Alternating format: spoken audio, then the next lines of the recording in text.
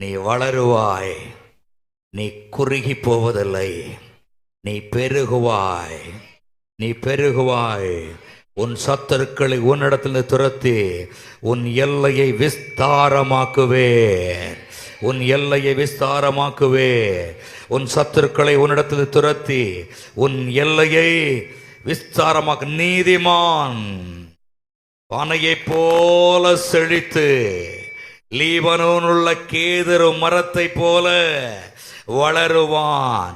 நீதிமானே, தேவனுடைய பிள்ளையே, தேவனுடைய மகனே, தேவனுடைய மகளே, நீ பனையை போல வளரும்படிக்கு, நீதிமானே நீ பனையை போல செழிக்கும்படிக்கு கர்த்தருடைய ஆவியானவர் பெரிய ஒரு மேன்மையை உனக்கென்று கட்டளையிடுகிறார்.